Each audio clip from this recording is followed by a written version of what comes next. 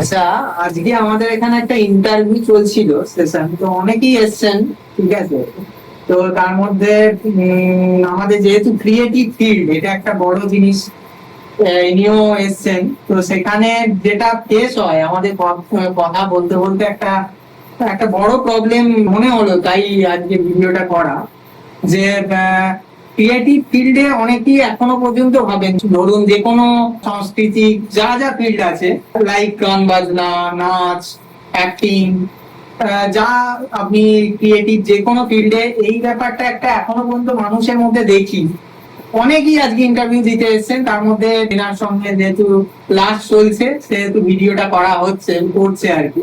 এই ব্যাপারে কি হয় যে ক্রিয়েটিভ ব্যাপার এখনো পর্যন্ত কিন্তু মানুষ যেটা দেখা যাচ্ছে যে সেকেন্ডারি হিসাবে যে কোনো বাড়িতে তাদের যে বলা হয় যে না, মানে গান বাজনা ঠিক আছে, তার পাশাপাশি কিছু পড়াশোনা বা আলাদাভাবে স্টাডি তো সবই দরকার, সবেরই হয়। কিন্তু কি হয় যে ক্রিয়েটিভ ফিল্ডে মানুষ এখনো পর্যন্ত সেকেন্ডারি হিসেবে ভ্যালুটা রাখছেন। এই জিনিসটা কিন্তু আমিও পার্সোনালি দেখেছি, ফেস করেছি, যে কথা বলে অনেকটার সঙ্গে ফোনে বা এমনিও ক্রিয়েটিভ ব্যাপারে কি মানুষ সবসময় সেকেন্ডারি হিসাবে একটা কোথাও না কোথাও অপশন হিসাবে। তো রাইট, এই ব্যাপারটা আমরা চেষ্টা করছি যে দেখুন ক্রিয়েটিভ ফিল্ড থেকেও আজকে অনেকের পেট চলছে।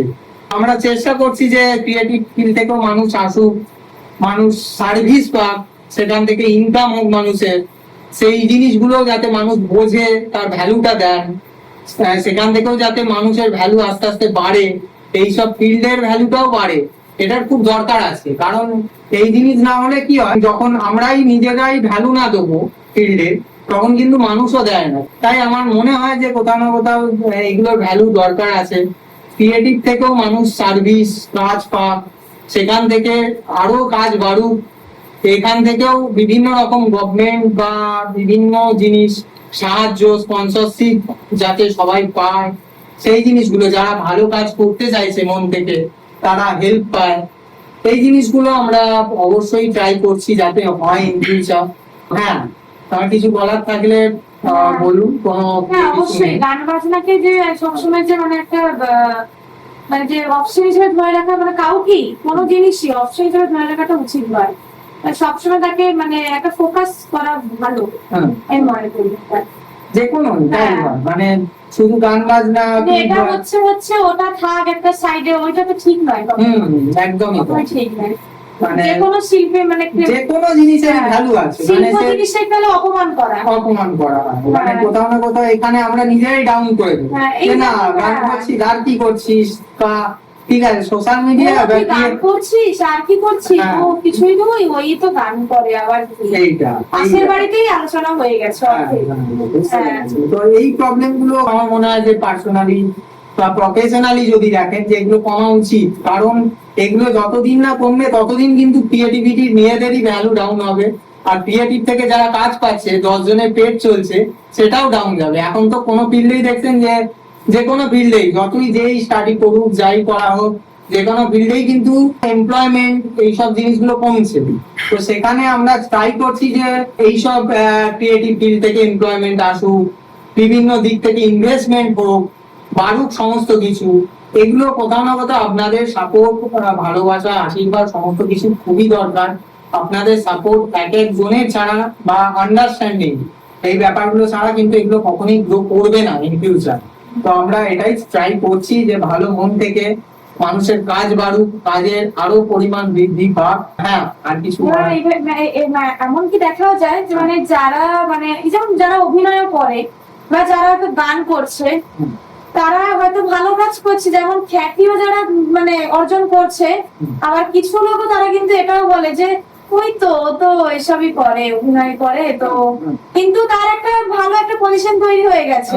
এরকম কথা আমি নিজে শুনেছি যে মানে হয়তো সিরিয়াল হয়তো একটা মেয়ে করছে, ও আচ্ছা ওদের তো ভেতরে ভেতরে অনেক কিছুই থাকে, মানে একটা খারাপ কিছু উঠবেই, মানে একটা আর্টিস্টের নামে খারাপ উঠবেই, উঠতেই হবে, নাহলে সে জানে এমন জায়গাটা হয়ে না সে আর্টিস্ট হতে পারছে না। গোল্ডেন পিরিয়ড তখনই আসে যখন গোল্ডেন মানুষও হয়, সেখানে গোল্ডেন এনভায়রনমেন্টেরও দরকার।